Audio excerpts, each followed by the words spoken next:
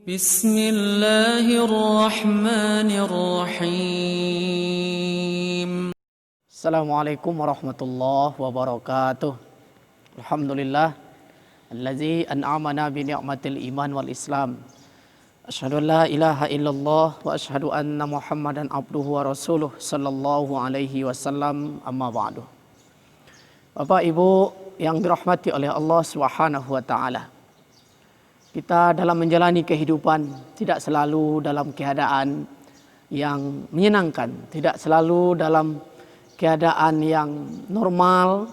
Kita sering berubah-ubah keadaan yang kita alami. Maka dalam beragama kita dituntun, kita dibimbing untuk melaluinya dengan cara yang terbaik. Karena memang dalam beragama itu tidak pernah kita dibuat susah. Dalam beragama kita tidak pernah dibuat berat dalam menjalaninya. Sehingga Allah Subhanahu wa taala mengatakan, A'udzubillahi minasyaitonirrajim. Bismillahirrahmanirrahim. Yuridullahu bikumul yusra wa la yuridu bikumul usra. Allah ingin kamu itu mudah dan Allah tidak ingin kamu itu susah. Maka ada beberapa hal, ada beberapa kemudahan yang harus kita ketahui dalam beragama. Sehingga kita tidak pernah merasa berat menjalankan agama ini. Karena banyak sebagian orang dia menilai agama itu sebagai beban. Dia merasa bahwa beragama itu sangat membebani, sangat berat menurut mereka, sebagian mereka. Itu sebenarnya bukan karena agama itu memberatkan, tapi karena ilmu atau pengetahuan ataupun mereka itu belum kenal dengan agama itu seutuhnya. Maka Bapak Ibu hadirin yang berbahagia, ya, kita kenal atau mari kita ketahui, menurut para ulama, terutama ulama usul fikih, telah memberitahukan kepada kita bahwa ada 7 keringanan, ada 7 yang diberikan kepada kita berbentuk keringanan, yang ketika kita dalam keadaan di luar normal, ketika kita dalam keadaan misalnya bukan dalam keadaan sehat, bukan dalam keadaan mukim, ya, maka keringanan-keringanan ini boleh kita manfaatkan. Karena dalam hukum Islam kita kenal al-amru iza daqat ittasa'a. Suatu urusan apabila sempit keadaannya, maka hukum jadi luas. Dan sebaliknya, kalau keadaan kita luas, lapang, normal, maka hukum sempit. Kita lihat apa saja yang 7 itu. Yang pertama, yang merupakan keringanan dalam beragama yang harus kita ketahui adalah yaitu takhfifu isqat. Keringanan dalam bentuk menggugurkan. Kalau kita dalam keadaan uzur, kita dalam keadaan tidak dalam keadaan normal, ya, kita dalam keadaan sakit misalnya, maka kita boleh tidak melakukan suatu ibadah itu. Apa contohnya? Contohnya adalah haji, umroh, salat Jumat, ya. Seseorang walaupun mampu, istata'a kata Al-Quran, mampu, ya, dia kan wajib melakukan haji. Tapi ketika dia mampu, misalnya dia sakit, atau ketika dia mampu untuk menunaikan ibadah haji, tapi ketika itu misalnya daerah yang akan dia lalui terjadi perang di sana. Kalau dipaksakan tetap berangkat, kalau ngotot tetap pergi haji, akan terancam nyawa, akan misalnya bisa terbunuh kita di sana, maka tidak wajib menunaikan ibadah haji di saat itu. Maka gugur kewajiban itu. Umroh, ya, termasuk salat Jumat, terancam nyawa kita misalnya karena ada badai, karena ada hujan petir, ya, karena ada misalnya orang gila di luar memegang golok, ya, maka boleh kita tidak melakukan salat Jumat, lakukan saja salat zuhur. Itu yang pertama. Yang kedua, keringanan dalam menjalani agama, dalam beragama adalah yaitu takhfifu tankis. Keringanan dengan cara mengurangi. Apa yang dikurangi itu? Cara beribadahnya berkurang dibandingkan dengan cara dalam keadaan normal. Contoh adalah sholat qashar. Kalau kita musafir, maka kita dipersilahkan untuk mengqashar sholat. Asalkan kategori perjalanan kita itu memenuhi unsur musafir. Minimal musafir itu adalah 91 km jarak yang kita tempuh. Tuh, ini masalah jarak, ya. Apa ada disebutkan dalilnya? Ada dalam surah An-Nisa. Allah katakan ayat 101, wa iza darabtum fil ardi falaysa alaikum junahun an taqsuru minas shalah. Jika kamu bepergian di permukaan bumi, kata Allah, tidak mengapa kalau kamu mengqashar salat. Silakan qashar salat, kata Allah.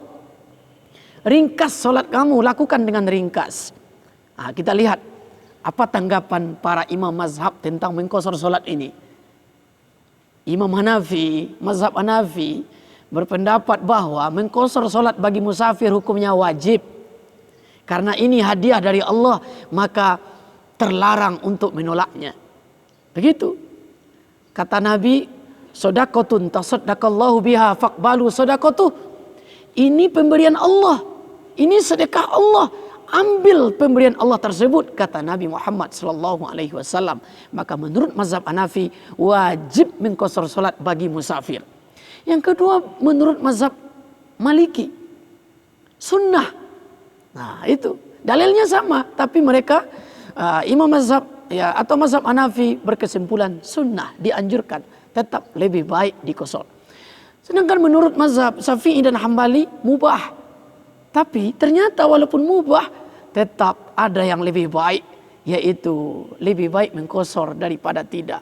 Jadi seolah-olah sunnah dia jadinya.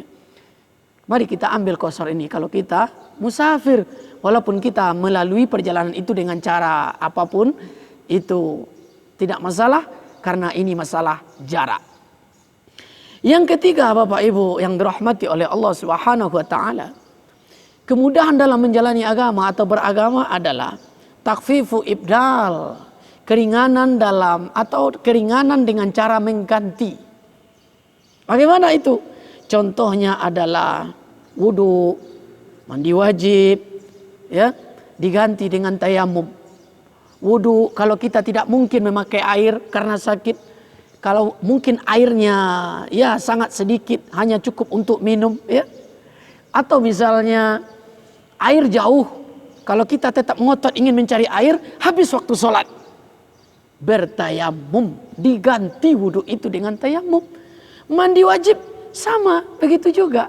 Air tidak ada, ya. Air ada punya orang nggak mau ngasih, ya. Dibeli pun dia nggak mau, dicuri berdosa, maka tayamum. Gitu Bapak Ibu yang dirahmati oleh Allah Subhanahu wa taala, termasuk sholat yang biasanya kita lakukan berdiri, kalau tidak mungkin karena sakit, ya, ganti dengan duduk. Jadi keringanan dengan mengganti. Yang keempat, Bapak Ibu hadirin yang dirahmati oleh Allah, ya, kemudahan dalam menjalani agama adalah takfifu takdim, keringanan dengan cara menyegerakan. Contoh zakat, contoh sholat, ya. Misalnya lagi tentang kita ketika musafir, boleh kita menjamak. Zuhur biasanya kita lakukan di waktu zuhur, asar biasanya kita lakukan di waktu asar.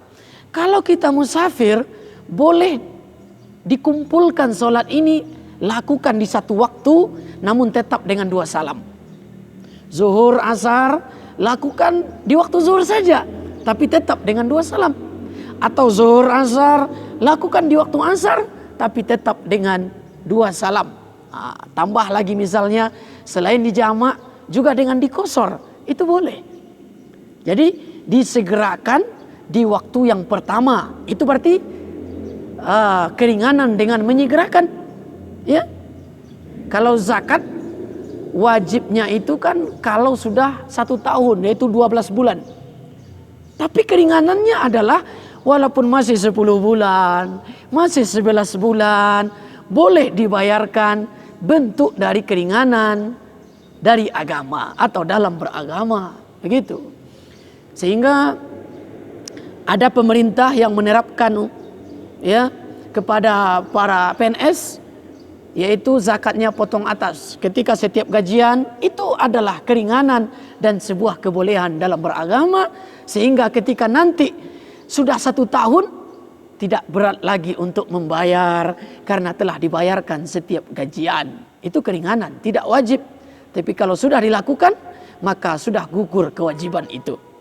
Yang kelima, Bapak Ibu yang dirahmati oleh Allah Subhanahu wa taala, yaitu takhfifu takhir. Keringanan dengan bentuk atau bentuknya mengakhirkan. Kalau tadi menyegerakan, kalau sekarang mengakhirkan. Contohnya adalah solat jamak takhir. Kita misalnya musafir atau ada suatu darurat, ya, terutama musafir lah. Kita dalam perjalanan waktu zuhur belum memungkinkan atau belum mendukung keadaan untuk melakukan sholat. Sedangkan kita dalam keadaan musafir, boleh zuhur itu nanti kita lakukan di waktu asar. Boleh maghrib itu kita lakukan di waktu isya. Kenapa? Karena kita dalam keadaan uzur syar'i. Apa itu uzur syar'i? Alasan yang diterima oleh agama. Contoh lain, apakah ada untuk keringanan yang diakhirkan ini? Ada. Puasa. Kata Allah, faman kana minkum maridun aw ala safar. Siapa saja yang dalam bulan Ramadan itu dalam keadaan sakit atau musafir, contohnya sakit, boleh dia tidak puasa, ganti nanti di waktu dia sudah tepat atau sudah mungkin untuk menggantinya. Begitu. Apakah masih ada contoh lain? Ada, yaitu menunda sholat karena menolong orang. Ada orang misalnya tenggelam, ada orang misalnya kecelakaan. Kita tahu orang kecelakaan itu parah, butuh pertolongan, ya, tidak ada yang menolong atau kita dibutuhkan tenaganya, maka kita tunda sholat kita. Boleh.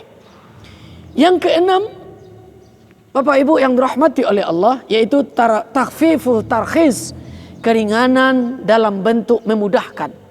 Sudahlah memberikan keringanan Allah kepada kita, ditambah lagi kemudahan. Masya Allah. Contohnya apa? Memakan najis. Najis itu haram. Tapi kalau dalam keadaan tertentu boleh. Apa contoh keadaan yang dibolehkan kita memakan najis? Kita dalam keadaan sakit parah. Sehingga sakit parah kita itu butuh obat dalam waktu cepat. Sedangkan belum ada obat yang cocok, yang itu halal, yang itu suci. Yang ada baru najis, sesuatu yang haram. Maka dalam undang-undang fikih disebutkan ad-daruratu tubihul mahzurat. Ya, keadaan darurat, keadaan genting, emergensi membolehkan sesuatu yang tidak boleh. Najis boleh dimakan sebagai obat karena belum ada obat yang suci. Begitu.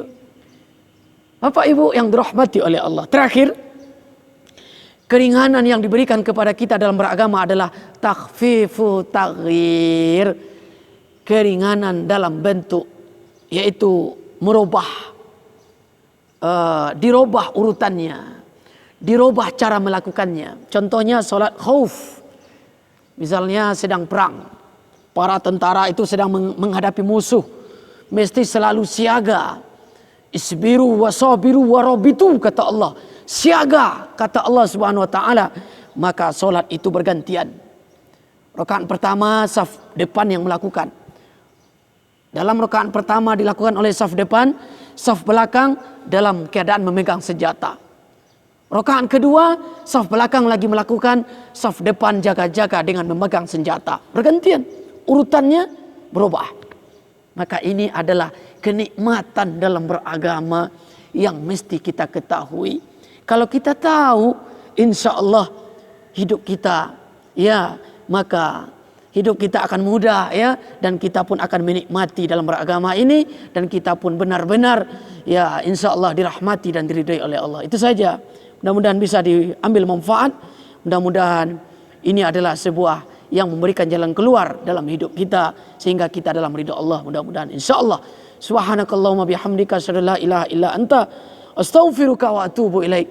Assalamualaikum warahmatullahi wabarakatuh.